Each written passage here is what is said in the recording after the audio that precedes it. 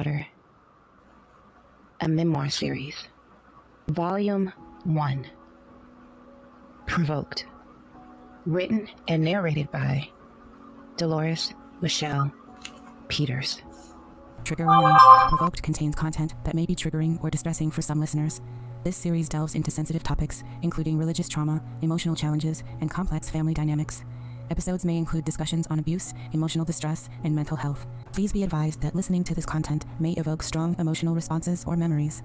If you are sensitive to these themes or have experienced trauma, consider whether this content is suitable for you at this time. It is crucial to prioritize your mental and emotional well-being. If you find that the content becomes overwhelming, we encourage you to take a break or seek support from friends, family, or mental health professionals. Your well-being is of the utmost importance. If you proceed with listening, we appreciate your understanding and acknowledge the importance of creating a safe and supportive space for all listeners. If you or someone you know is in crisis, please seek immediate help. Dedication. To every daughter whose hero was also her villain. You, my sister, are not alone. I stand with you and for you. Delores. Prologue. It was all too familiar. You know what? Fuck all y'all. Every one of you motherfuckers. Every one of you. You want to play a game with me? Come on. Let's go. Let's game up. Come on. You want to play a game? I got games for every one of you motherfuckers. His tone sent a piercing sensation through my chest to the pit of my lower abdomen. I didn't have to see his face. The image ingrained. His eyes were squinting and black. His lips would become paper thin and tight. His face would flush with fury. His jaw would grind and pulse, and his stance would shift as if he were preparing for a physical attack. It was the voice of my father, the pastor, and it was all too familiar. He wasn't yelling. In fact, he was relatively calm. It was a cold calm that often disarmed people and weakened their defenses as his rage subtly increased. But I was completely in tune with his emotions, a skill I developed as a child, and how I survived growing up in constant fear. He gave these tantrums in doses, a toxic cocktail of verbal abuse, manipulation, and control, encapsulated by religion, which made it palatable. But anger was the active ingredient. I want you to know I meant well to this church. I meant well to my family. Y'all don't deserve me. You won't get me another hour. You won't have me another hour. Not another second. Not one. You just lost. It'll look like you won, but you've lost. Fuck you. Fuck you. You ain't trying to help me. You join the ranks of everybody. Let's play on the pastor. Let's play on. It was the subtleties in the way he said things, the breathy way he emphasized certain words, his vocal inflections and tone, a carefully placed grunt, a pause, or a look. Experts in narcissism call it narcissistic rage, intense anger, aggression, or passive aggression when a narcissist experiences a setback or a disappointment, which shatters his or her illusions of grandiosity, entitlement, and superiority, and triggers inner inadequacy, shame, and vulnerability. That comes from Preston Nye in 2018. No one could instill fear like Pastor. He was so crafty that most people were oblivious to his tactics. But this time, the mask slipped. This time, the threats of violence, the literal danger, the exploitation and psychological manipulation were directed at someone more innocent than me. Someone so undeserving of the hatred, disdain, and evil that Pastor's words were laced with. They may not have risen to the level of illegality or violated a rule, but I knew my mother, the co-pastor, was in danger. Every profane word felt like a gut punch that took my breath away. I could feel the anger boiling in the pit of my belly, the exact spot where I experienced that inexplicable attack. The section of my GI tract the surgeon removed. That's where I carry my anger. Where do you carry yours? Fathers, do not provoke your children to anger by the way you treat them. Rather, bring them up with the discipline and instruction that comes from the Lord. Ephesians 6:4, New Living Translation. Ladies and gentlemen, hold on to your seats as Delores guides us on an exciting new journey with her bookcast series, The Pastor's Daughter, Provoked. Far from ordinary, this series dives into a deep examination of the human spirit, enriched by actual audio and video evidence. In Provoked, Delores brings to life a gripping story grounded in the scripture, Ephesians 6:4, uncovering a tale of a daughter's anger against her religious narcissist father's induced trauma. Each chapter unfolds as a deep exploration of complex father-daughter dynamics. This literary odyssey goes beyond just words, offering a multi-sensory experience. Delores shares with us not just a story, but emotions, inner conflicts, and the journey towards truth, all intensified by the tactile presence of real-life audio and video snippets. Whether you're an avid book lover or an explorer of compelling narratives, Provoked invites you into a space ripe with discovery and revelation. Come confront the shadows of the past, celebrate the human spirit's triumphs, and witness emotionally charged moments with your own eyes and ears. Join Delores, an expert storyteller, as she masterfully knots together the threads of emotion and truth. Provoked is not just a bookcast. It's a transformative narrative journey that comes alive with actual evidence. Be part of it as we unravel the chapters of resilience and the birth of empowered discerners. Welcome to The Pastor's Daughter, Provoked, the bookcast.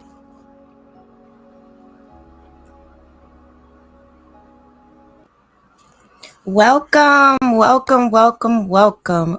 to The Pastor's Daughter Provoked, the bookcast. Okay, this is a book podcast, thus the word bookcast, where we're going to talk about everything that is in the book, The Pastor's Daughter Provoked. It is jam-packed, you guys, with a lot of great information. And to be honest with you, I didn't even know how much good information there was in there that could really help you to break free, right? And to heal and to really like reclaim your voice, your identity, and your self-worth. And it's been quite a journey for me, but we are going to get into it. So last week, last week, I dropped this episode. It is the prologue to the book, The Pastor's Daughter Provoked. And I don't think that I did a really good job at kind of digging into the contents that there was in that particular passage of the book, right? And so today I want us to kind of dig a little bit deeper into narcissistic rage, which is what I was highlighting in the beginning of the book. I know it's a bit shocking, right? So that's why I put out the trigger warning and all of that good stuff. And then just let you guys know that there will be some language that is used in this book. Just remember, honey, okay, first of all, I got my Invisalign, so I got a little bit of the juicy mouth, but just remember, okay, these are not my words, okay? Those are not my words. Those are my Father's words, who is a whole pastor, okay?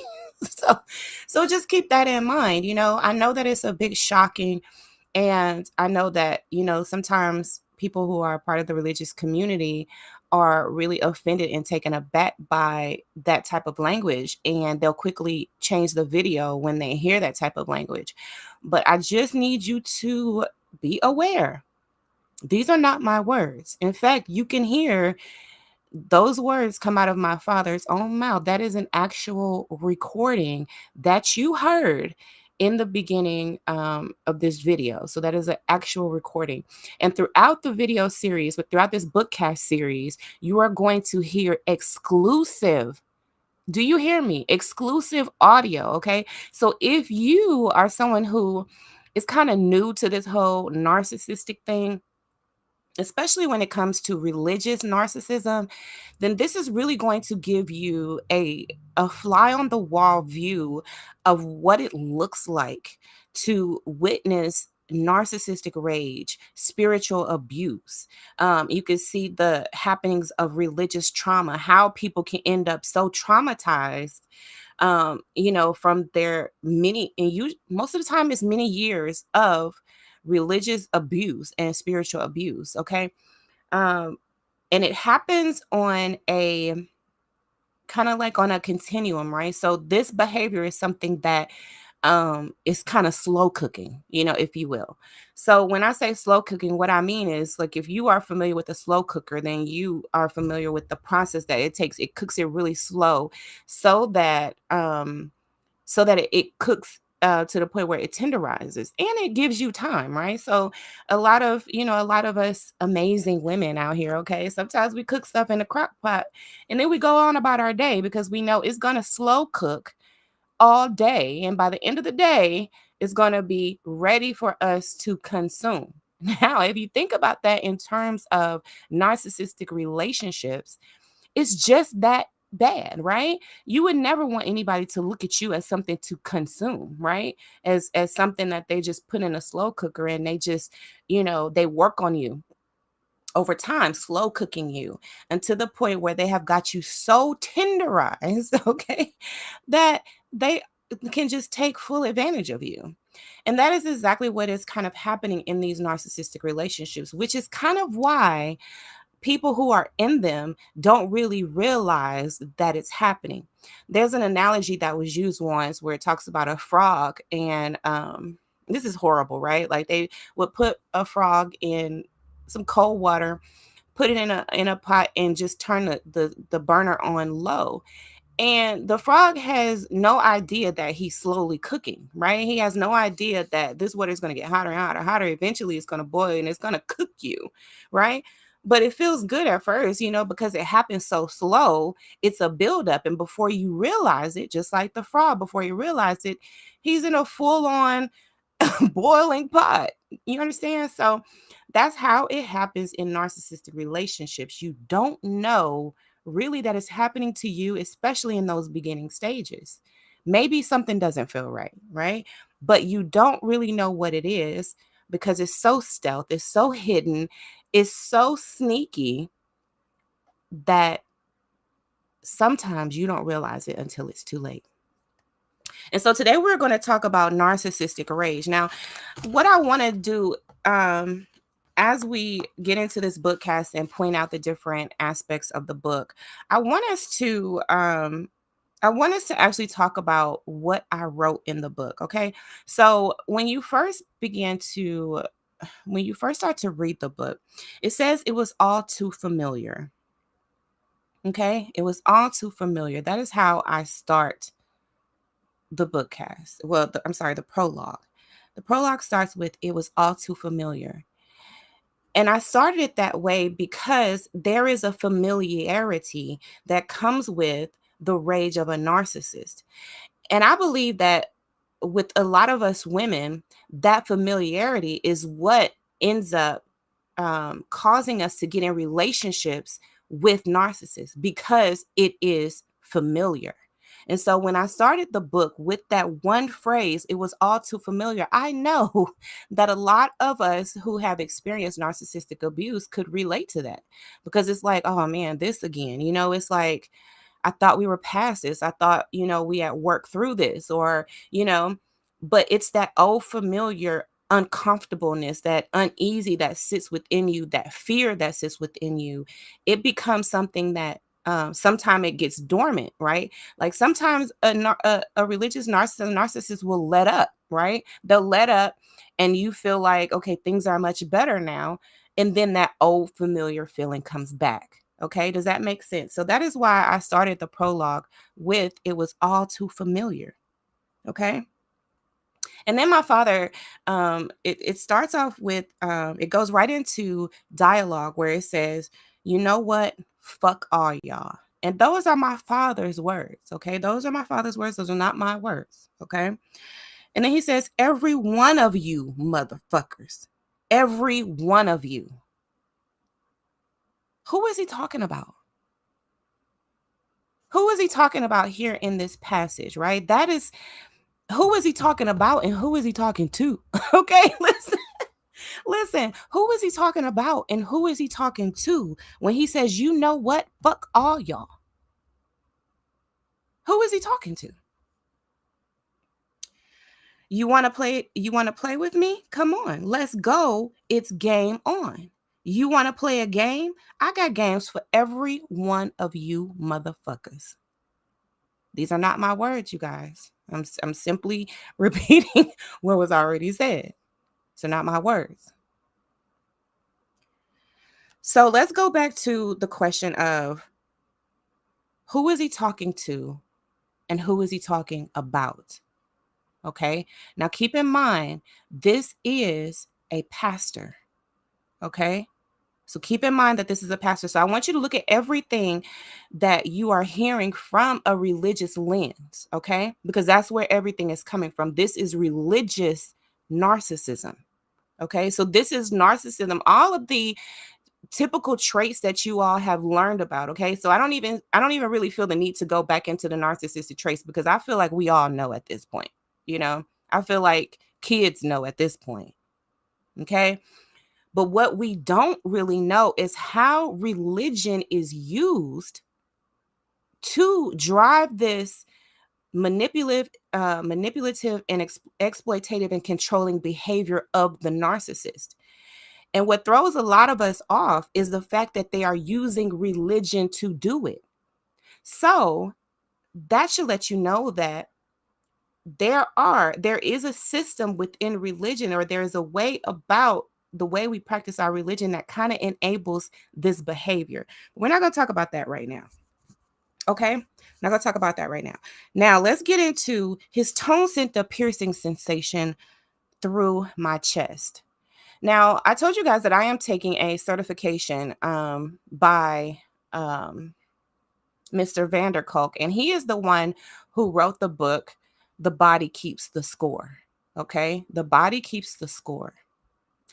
And he talks about how trauma presents itself within our bodies. So a lot of times, you know, some of us will have digestive issues, you know, we'll have headaches. We'll even have breathing issues, you guys. Okay. And I say digestive issues first because your stomach is the second brain of your body. And so a lot of times your stomach, when things are happening within your gut, that is your body's way of letting you know that things aren't right within your system. Just kind of like how your mind works, like something doesn't feel right within my system. And so a lot of times within your gut, you will carry a lot of trauma, a lot of pain, and that manifests in other ways within your body. It manifests into other things. Okay. So I've even, you know, seen where, or heard of where, right, where people are being diagnosed with cancer. And I believe that a good 85 to 90% of the preventative illnesses that we experience today can be or are rooted, right, are somehow caused by or exacerbated by toxic relationships. Does that make sense? Let me say it again. I believe that 85 to 90% of the illnesses that we are dealing with today can be prevented by removing yourself from the toxic environment, which means that is a toxic environment and your toxic relationships that are causing you to be physically sick. Let me let that sit with you for a minute. Because what a lot of us don't really bargain for, right, is for our relationships with people to make us sick. But that is what is happening. And so when I said here in the book that his tone sent a piercing sensation through my chest to the pit of my lower abdomen, that is me letting you know that the abuse that I have experienced, the familiarity of the abuse that I experienced sent a shock through my system, something that I could feel in real time as I heard it, and something that still shocks me every time I hear the recording back. So when I play this, I can almost put myself in the room where this took place, which should let you know, right? I wasn't in the room. My father was not talking to me. But we're going to get into that, okay? And so I give you an image of how a person would look, okay? And how I knew my father looked. Just hearing the recording. I didn't even have to see his face, y'all. I didn't have to see his face. I already knew what he looked like because it was familiar to me, which means that it happened so frequently and it was so traumatizing that it left a etch in my mind, in my body, in my spirit. I could visualize how my father looked in that moment where he was saying what he was saying. I could visualize it. And I could feel it. Does that make sense? And so I explained here exactly how I knew he'd look. I knew that his face would be really tight, right? I knew that his eyes would turn black. Some of us have experienced that. We've seen this in real time, right? A person with normal looking eyes by any other standards, right? But when that rage hit, that person's eyes changed. And it began to be a familiar feeling, a familiar look. I knew that his body was shifting. I could tell that the anger was even causing a physical reaction within him. And that it was only a matter of time before there was physical action to back up the verbal threats. It was the voice of my father, y'all. The pastor. And it was all too familiar. And what you'll notice as you listen to the recording is that his voice was calm. There is a calmness about someone who has done so much manipulative work to you, right? That has so much control over you that familiar feeling, even it prompts you to become compliant, right? To be subjected to get under the control, right? To act right. It provokes you, okay? To act right and to do what, and I say act right, meaning according to what the narcissist deems to be acting right, right? To do what they want you to do. Because that familiar feeling, because you know that it's going to get worse. It's familiar to you. So that person doesn't even have to raise their voice at that point because they have already done the slow cooking. They've already done the slow cooking. And you remember what it was like for the heat to get a lot hotter. And you don't want that. You know what that narcissistic rage feels like. You know what it sounds like. You know what it does to your body. You know you don't want to eat. It makes you physically sick. Your stomach turns. You're in knots. You're shaking.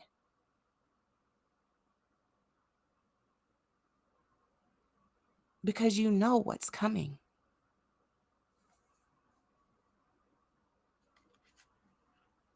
But there are tactics to a religious narcissist.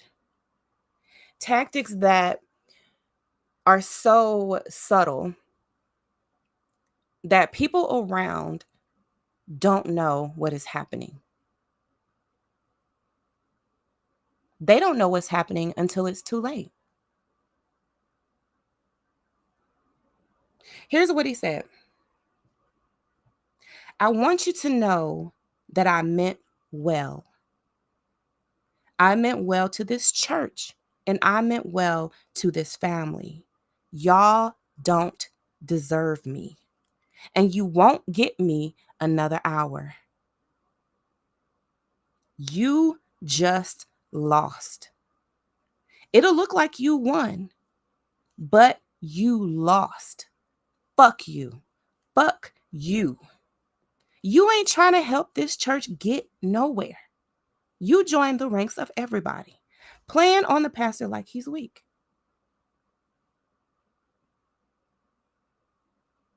Let me let that sit. Let me let you sit with that for a moment. And I'm going to get this article. Now grab this article, and it talks about ambient abuse. Okay. Ambient abuse is also known as gaslighting. Now, there's an article written by Sam Vaknin that he is a diagnosed narcissist. Okay. But he speaks about narcissism, really letting us know the ins and outs of narcissism. Okay. And this is what he says about ambient abuse. This is the definition that he provided. Ambient abuse is the stealth, subtle, underground currents of maltreatment that sometimes go unnoticed, even by the victims themselves, until it's too late. Ambient abuse penetrates and permeates everything. It is difficult to pinpoint and identify. It is ambiguous, atmospheric, diffuse, hence its insidious and pernicious effects. It is by far the most dangerous kind of abuse there is. Let me repeat that. It is by far the most dangerous kind of abuse there is. And Sam Vaknin was not talking about religious or spiritual ambient abuse, which is what you heard. So let me ask you this. If ambient abuse in the secular sense, right, in the worldly sense, is the most, by far, he says, it is by far the most dangerous kind of abuse there is, then how much worse do you suppose it is, ambient abuse is, right, when you use religion to do it? This is what he says. It is the outcome of fear.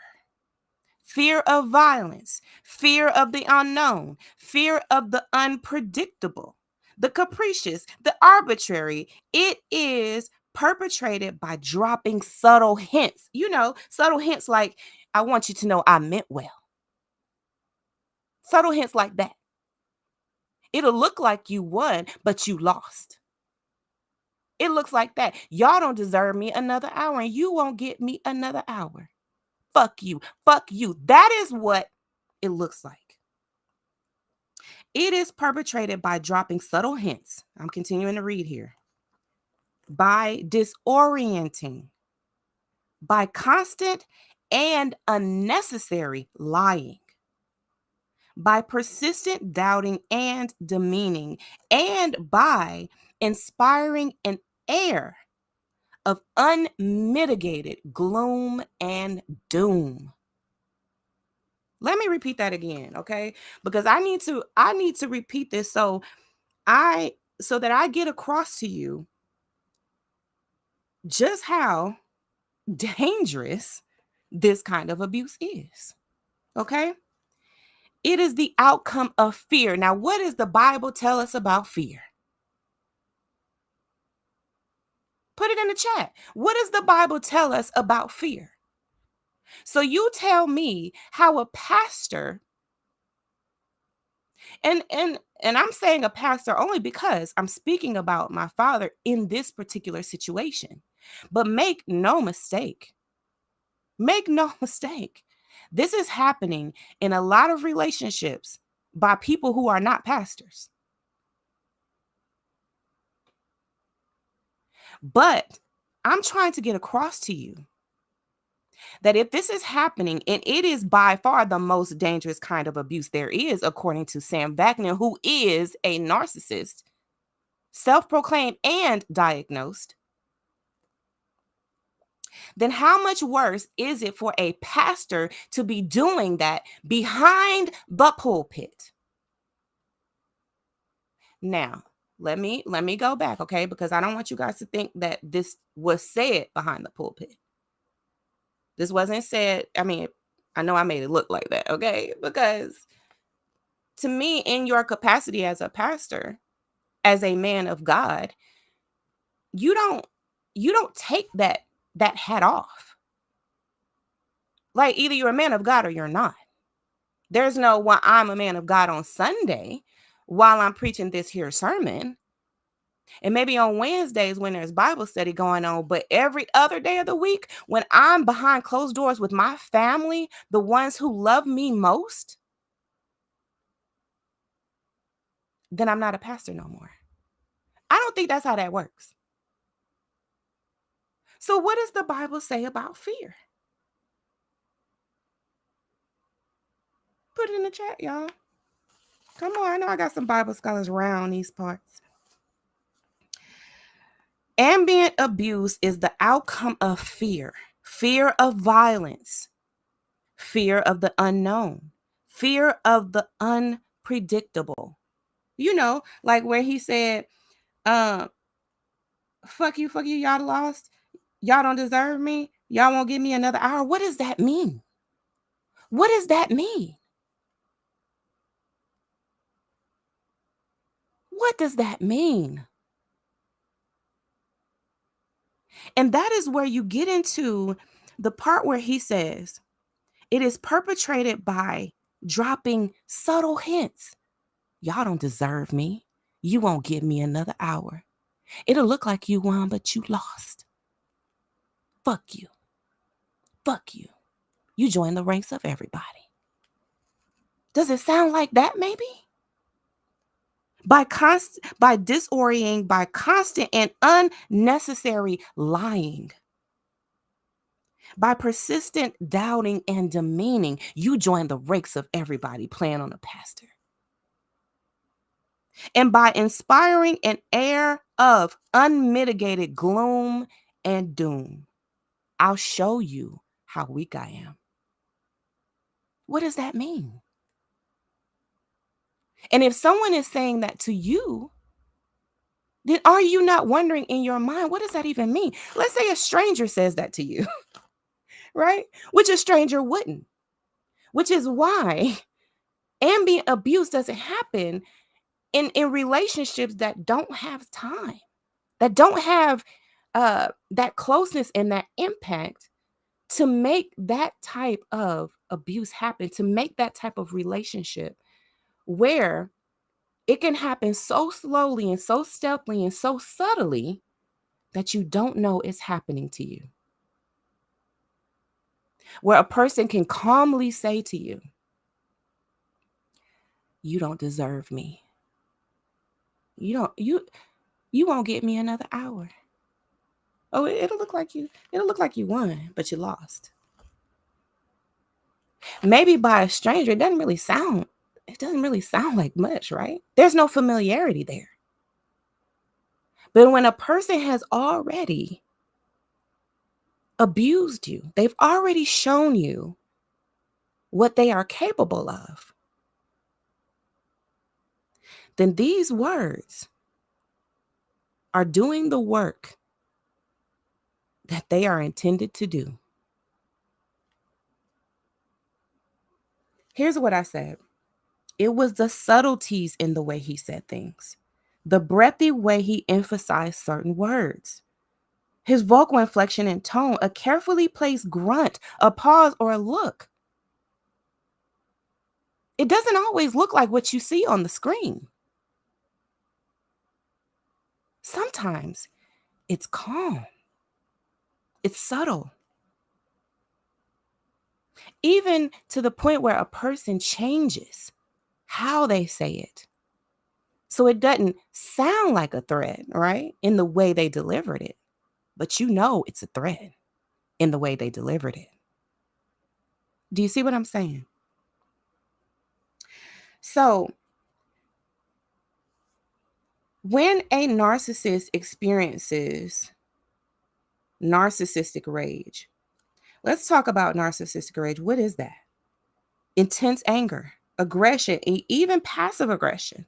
When a narcissist experiences a setback or a disappointment, which shatters what they believe about themselves. It's their own sense of entitlement, their own illusions of grandiosity, their own sense of superiority. And what it does is it triggers something within them. And what does it trigger? It triggers the truth. Okay? That's what it triggers. It triggers the truth about who the person really is. You're not as grand as you think you are. You're not as superior as you think you are. And you're not entitled to my undying loyalty, regardless of how sick I have become being under your leadership, being your daughter. Are y'all following me here? And I promise you that there are a lot of us who are experiencing this right now. Right now, as we sit here and speak on this live. And that is so subtle and so stealth and so sneaky that we don't even know that we are being abused. But our body knows. Our body is not fooled by this. Our body knows. My body knew as soon as I heard those words, as soon as I heard the voice, it was a palpable feeling. It was in my gut. I knew. Do y'all understand? I knew.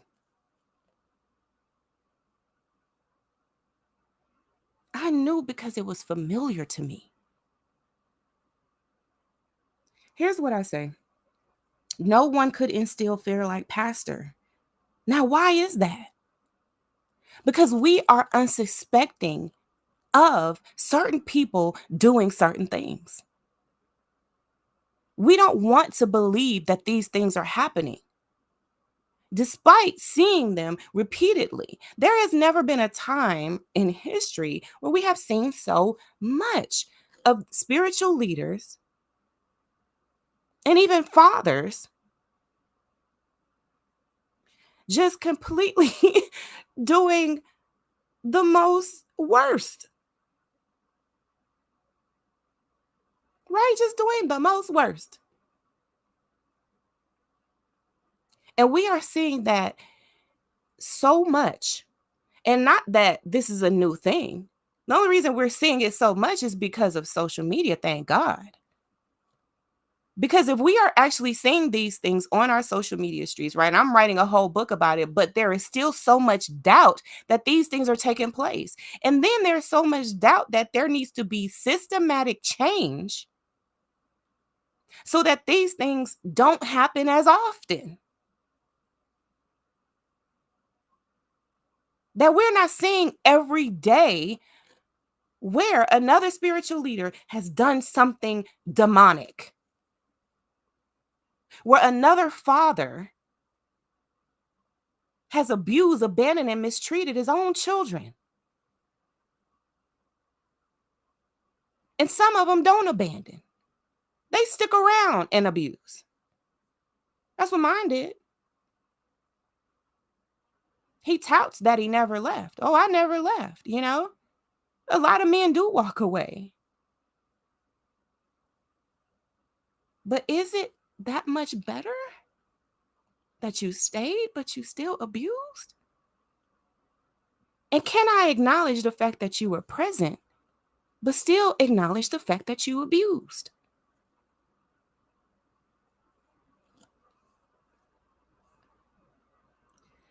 We have gotten to the point, you guys, where if something doesn't meet the criteria of a law that is done in the secular world, right? If it doesn't if it doesn't meet that test, right? Which those laws change all the time. Think about how the age limit has changed on the age of consent. We know that when the world decides that it wants to do something demonic, all it's going to do is change its rules. But what doesn't change is what's in the Bible. Well, at least it shouldn't change, but we know people be manipulating that too, child. Okay? So we use our discernment. We use our discernment heavily when it comes to reading the Bible.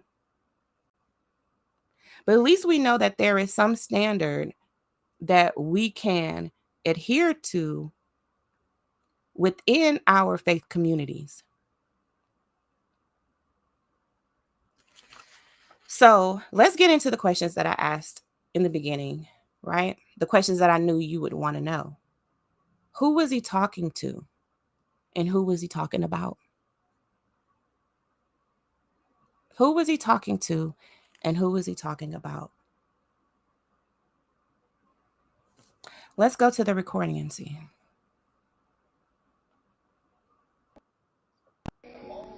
Verbal abuse, manipulation, and control. His face and through my chest to the pit of my lower abdomen.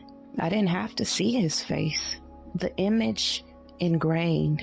His eyes were squinting and black. His lips would become paper thin and tight. His face would flush with fury. His jaw would grind and pulse, and his stance would shift as if he were preparing for a physical attack. It was the voice of my father, the pastor, and it was all too familiar. He wasn't yelling. In fact, he was relatively calm. It was a cold calm that often disarmed people and weakened their defenses as his rage subtly increased. But I was completely in tune with his emotions, a skill I developed as a child, and how I survived growing up in constant fear. He gave these tantrums in doses, a toxic cocktail of verbal abuse, manipulation, and control, encapsulated by religion, which made it palatable. But anger was the active ingredient.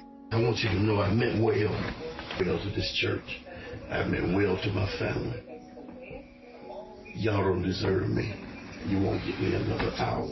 You won't have me another hour. Not another second. Not one. You just lost. It'll look like you won, but you've lost. Fuck you. Fuck you. You ain't trying to help me. You join the ranks of everybody. Let's play on the pastor. Let's play on. It was the subtleties in the way he said things, the breathy way he emphasized certain words, his vocal inflections and tone, a carefully placed grunt, a pause, or a look. Experts in narcissism call it narcissistic rage, intense anger, aggression, or passive aggression.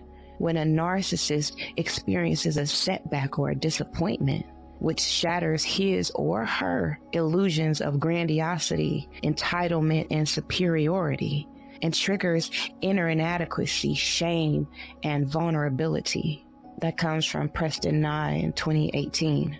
No one could instill fear like Pastor. He was so crafty that most people were oblivious to his tactics. But this time, the mask slipped. This time, the threats of violence, the literal danger, the exploitation and psychological manipulation were directed at someone more innocent than me. Someone so undeserving of the hatred, disdain, and evil that Pastor's words were laced with. They may not have risen to the level of illegality or violated a rule, but I knew my mother, the co-pastor, was in danger. Every profane word.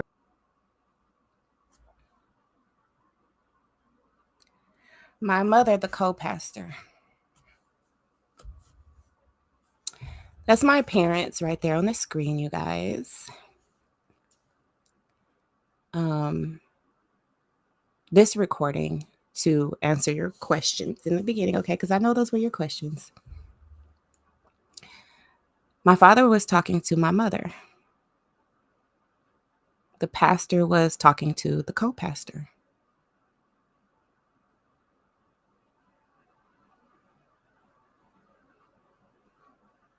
Just want to let that sink in, because, it sinks in every single time for me, They say that there's a thing called femicide, where women are being unalived at a rate of every 4.5 hours.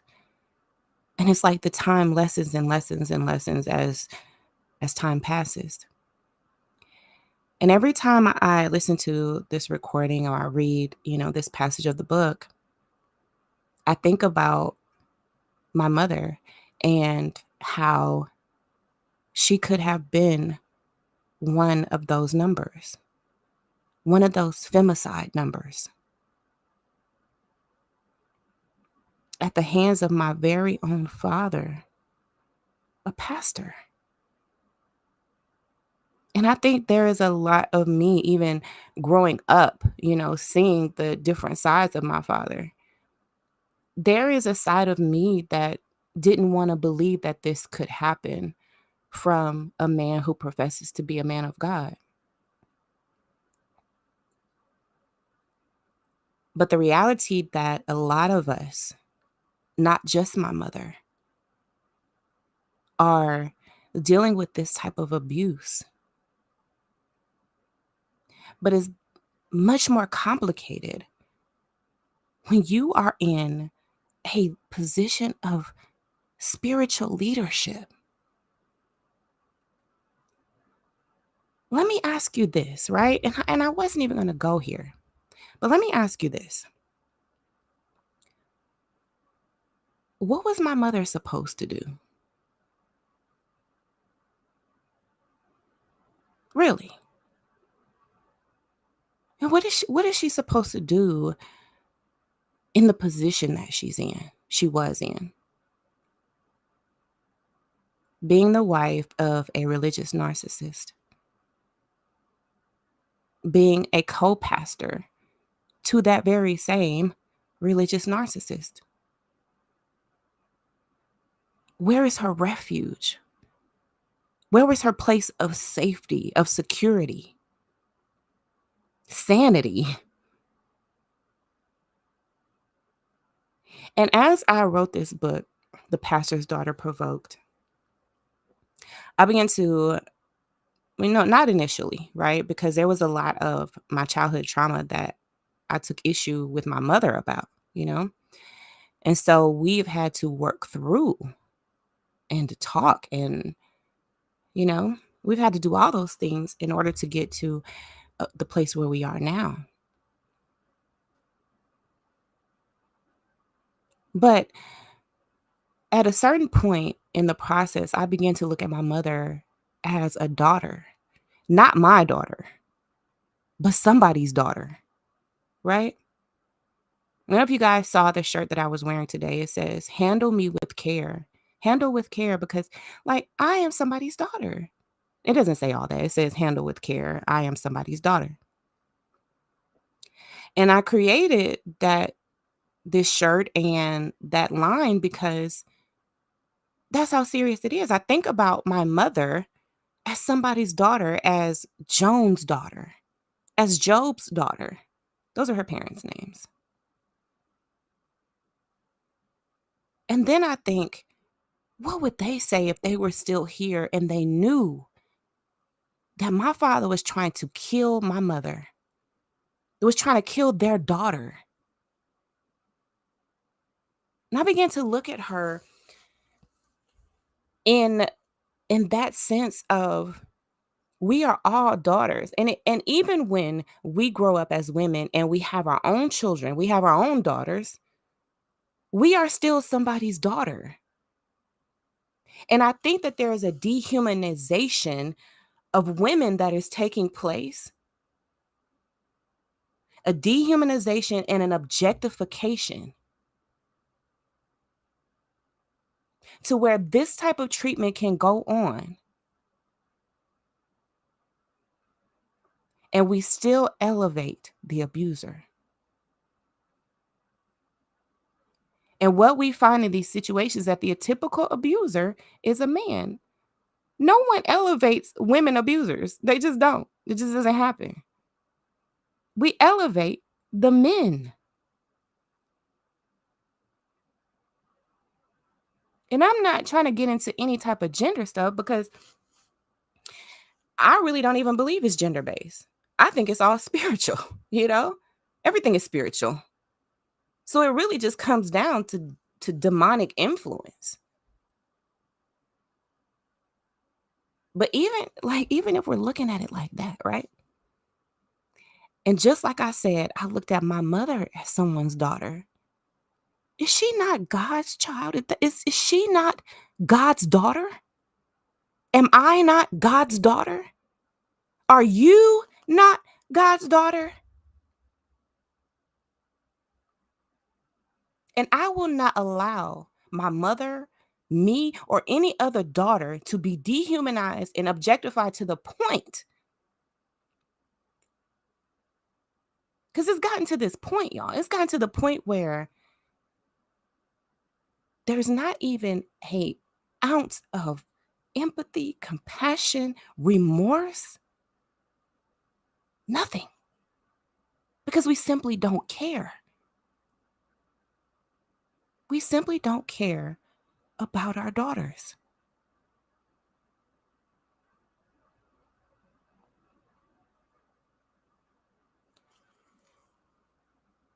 What are your thoughts? What are your thoughts? And this is heavy, right? It's heavy. And I wanted to make sure I did a little more due diligence when it comes to highlighting the aspects of this book, of the beginning of the book, that I really wanted to put you guys there. Put you in my shoes as a daughter who is listening to this dynamic between her own parents, who are both pastors. You see what I'm saying? So I have to really point out those positions, because you have to realize how impactful that must be for me. There is no refuge when the person who is abusing you is both your parent and your pastor. When people are having problems with their parent, they'll go to their pastor and talk about it. Who did I have to go to? Who?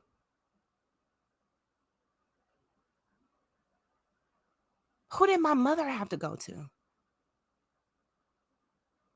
When the very man who she was sleeping with and who she was serving with was abusing her. I'm not just provoked because of the abuse that I experienced. And I'm not even just provoked about the abuse my mom experienced. I'm provoked by the abuse that we are all experiencing as daughters. Even the ones of us who don't even know that we are being abused or we have been abused, and that we are still carrying that trauma. We are still carrying the devastation of what is happening. We are carrying it into every other relationship we have. Every other relationship. You might be suffering on your job. You don't get along with your coworkers. Why? Why are you nasty?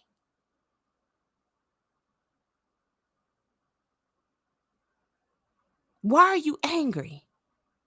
Why are you sick? You have to ask those questions and then begin to look around you at the people you have in your life and assess the toxicity level. Assess the toxicity level of the people you have in your life. And sometimes you got to look at your parents. Sometimes you got to look at your pastor. Okay? those relationships and those positions that you don't want, like they just ought not be, right? No one expects this from their parent. No one expects this from their pastor. You just don't expect it. And even when you realize that it's happening, you don't want to accept it. You just don't. I didn't want to accept it. I didn't want to accept that my father was really trying to kill my mom.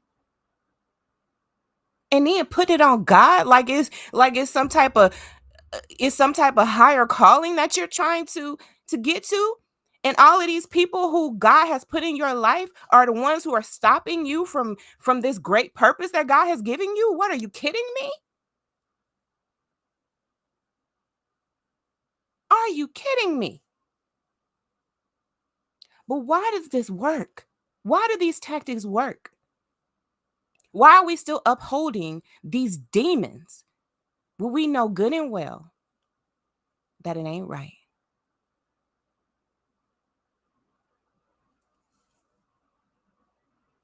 So we talk about narcissistic rage. And that's what this was about. You know what? It wasn't even about that. We know what we're dealing with. We know that we live in a world where the demonic influence is appearing to be a whole lot stronger than the light that we see around us.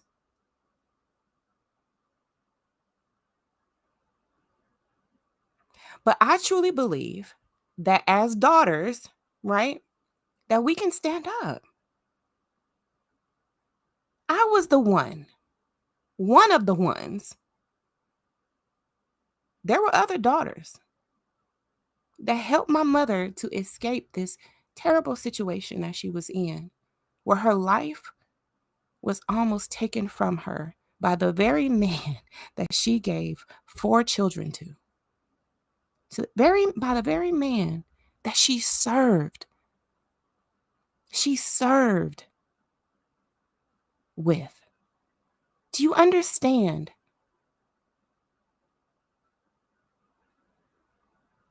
The job of a pastor? The calling, the weighing of other people's souls on you, the responsibility. But there is also an accountability that comes with such a position. And that is where we are missing the mark. Because if the church, if families, and many other industries have become so unsafe that our own daughters have to get the hell away from it, then we've got a lot of work to do. We've got a lot of work to do. But it's going to take us as daughters to do it. It's going to take us to do it. And so when we come back, I am going to talk about the daughter plight, the responsibility of a daughter. And I think I'm just the one to do it because I realized through this process that I have impact as a daughter. Now, my father appears to be an unchanged man, I have no relationship with him. I don't speak to him. I haven't in many years now. But I speak to the daughter who is in that position where she's trying to find the strength to cut her family off, the toxicity, right? She's trying to cut the toxicity off, not necessarily family. I don't mean it that way, but I mean she's trying to cut the toxic pieces out of her life, the toxic influences and all of those things. And I directly speak to that daughter because it's not easy to cut your parent off. It's not. And especially when you acknowledge that there are good sides, there are good qualities to my father. There are.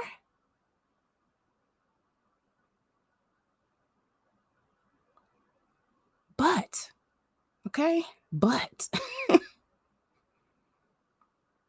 sometimes we have to do what is necessary for our own sanity, for our own health, for our own relationship with God, with our Creator. Sometimes we have to do what is necessary. And sometimes it's necessary to cut ties.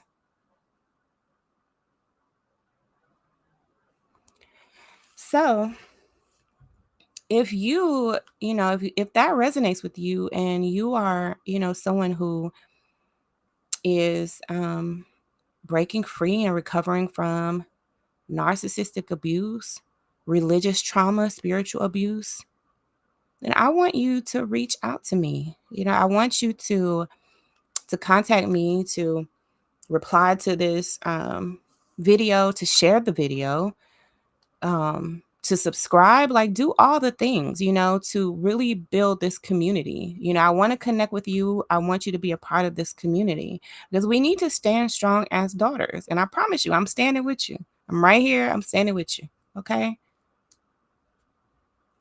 So like the video, share the video, do all the things. And also I put in the description box how you can get my book, The Pastor's Daughter Provoked. It's available. The best way right now is to get it on Amazon. I am working on creating a I guess you can call it a book box, right? That's going to include the book, a steno journal, and the fan, you guys. Okay, everybody loves the fan.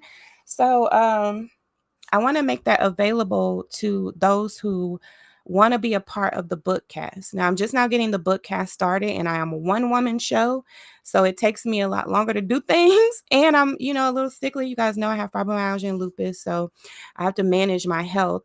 So it takes me a little bit longer to get things done, but I have a heart for what I'm doing. I have a calling, I have a purpose, and I know what that is. And so I'm going to do what I need to do to make that happen. Now, what I need you guys to do, you girls, okay, daughters, to roll up your sleeves. If God is leading you to help to build this community of daughters, then please reach out to me and let me know. I need you, I need you. I need all of you. Because we are going to be stronger together. The Bible says one shall chase 1,000. Okay. So I'm expecting 1,000 of y'all, okay, at least 1,000, to just come from me saying something. And then I want another one of y'all to say something. So then we can do some of that Bible math, okay? Because that Bible math gives, okay? One shall chase 1,000, 10,000. What? Child, that's Bible math for you. Okay, that math be mathing. Okay, so in the description, you'll see how you can get my book from Amazon, how you can keep in contact with me, like and share the video. I pray that you guys are blessed by the content, and that you feel more enriched and more empowered as a daughter to really step into your divine purpose as a daughter and create the change that we want to see in this world. Okay. I love you guys. You are important to me. I need you to survive. I love y'all. Bye bye for now.